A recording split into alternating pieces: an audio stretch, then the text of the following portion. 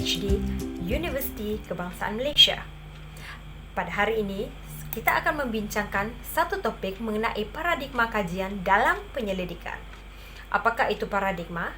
Paradigma adalah satu kepercayaan mengenai isu yang berlaku di sekeliling dan mempunyai pendekatan yang berbeza. Ia adalah satu model perspektif, rangka konsep yang membantu kita mengorganisasi pemikiran, kepercayaan, dan juga amalan para penyelidik dalam menghasilkan sesuatu penyelidikan. Justru, paradigma kajian merupakan penyebab penting untuk memilih metode kajian yang sesuai.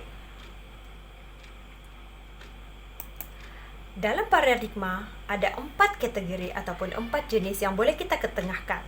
Yang pertama adalah positivism. Yang kedua adalah interpretisme. Yang ketiga adalah pragmatisme. Dan yang keempat adalah critical theories. Mari saya akan membincangkan dan memberitahu kita apakah itu positivism. Ia adalah satu kajian tinjauan dan juga berkenaan dengan eksperimen, di mana bertujuan untuk membuktikan sesuatu hipotesis dan dapatannya boleh digeneralisasikan. Penyelidikan saintifik yaitu berbentuk sistematik, contohnya pemerhatian dan rekod. Ia diperlukan untuk membuktikan sesuatu. Di samping itu, ia boleh diperhatikan, diukur, dibuktikan, dan ada elemen hubungan sebab dan akibat. Di dalam positivism, kita akan menggunakan kaedah kuantitatif dan data informasi dalam bentuk numerical serta kita akan menganalisis dalam bentuk statistik ataupun data SPSS. Kemudian, yang kedua adalah interpretism, di mana ia merangkumi kajian case dan juga etnografik. Ia sebagai contoh. Kemudian, matlamatnya adalah untuk memahami sikap, perangai manusia, berbanding, mengeneralisasikan hasil kajian atau meramal sebab dan akibat.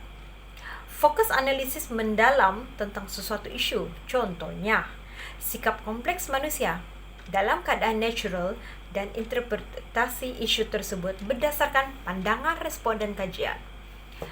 Di dalam interpretism, kita akan menggunakan kajian kualitatif. Hasil dapatan berbentuk perkataan, perbandingan angka dan size responden yang kecil. Yang ketiga adalah pragmatism, di mana ia merupakan satu kajian research ataupun dikenali sebagai DDR approach ataupun juga pembinaan modul ataupun model. Ia seringkali digunakan di dalam mixed method yang diketengahkan adalah positivism dan juga interpretism ataupun dikenali sebagai kaedah campuran. Ataupun kita selalu sebut dia sebagai mixed method. Okey, di dalam pragmatism ini menggunakan approach kuali dan kuanti data. Kajian yang dijalankan adalah lebih mendalam. Penyelidik lebih mengkaji lebih mendalam dan lebih luas.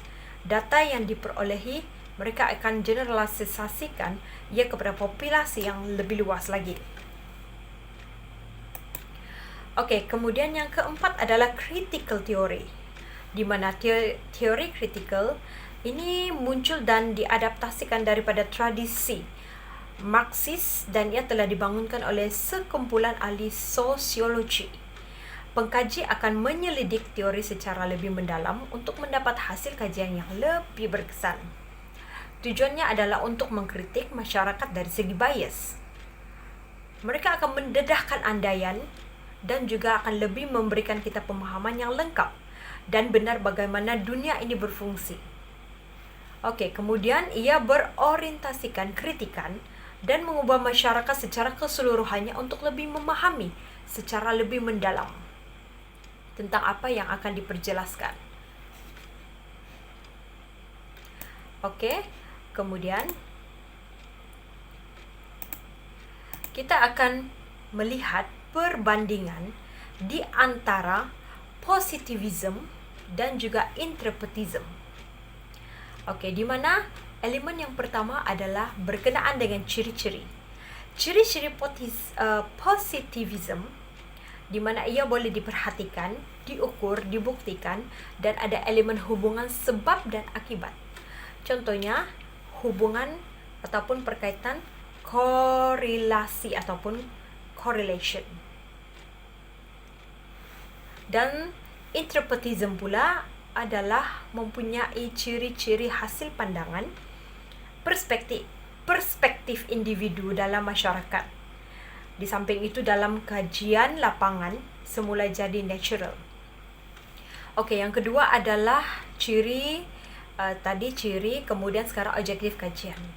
Dari segi objektif kajian pula, positivism, pembuktian hipotesis boleh dibuktikan, kemudian ia melihat perkaitan sebab dan akibat, dan juga boleh meramal berdasarkan teori kajian. Berbanding interpretism pula analisa mendalam mengenai sesuatu isu. Contohnya isu kajian aspek budaya, sikap ataupun tingkah laku manusia. Yang ketiga, elemen dari segi metode kajian pula, positivism menggunakan kaedah kajian kuantitatif. Tetapi interpretism pula menggunakan kaedah kajian kualitatif. Okey, kemudian elemen yang keempat adalah peranan pengkaji. Bagi positivism pula, pemerhati luar tidak terlalu ikat dengan responden. Maksudnya detach. Kemudian, peranan pengkaji perlu membezakan antara fakta kajian dan penilaian peribadi semasa menjalankan sesuatu kajian. Berbanding interpretism pula, pengkaji merasai mengalami pengalaman bersama responden di lapangan dan mempunyai hubungan yang sangat erat dan sangat rapat. Mereka sukar membezakan antara fakta dan penilaian peribadi semasa menjalankan kajian. Okey, elemen yang seterusnya adalah analisis data. Ataupun yang kelima, analisis data. Positivism pula, mereka menganalisis data secara statistik ataupun menggunakan SPSS. Tetapi interpretism pula, berbanding dengan interpretism pula, mereka menganalisis data dalam bentuk perkataan, ayat-ayat, dan melibatkan interpretasi ataupun melibatkan satu transkrip oleh pengkaji. Okey, elemen yang terakhir adalah hasil kajian. Bagi pengkaji ataupun perbandingan positivism, mereka boleh menghasilkan ataupun hasil kajian boleh digeneralisasikan, tetapi interpretism pula tidak boleh digeneralize. Okey, itu adalah perbandingan di antara positivism dan juga interpretism.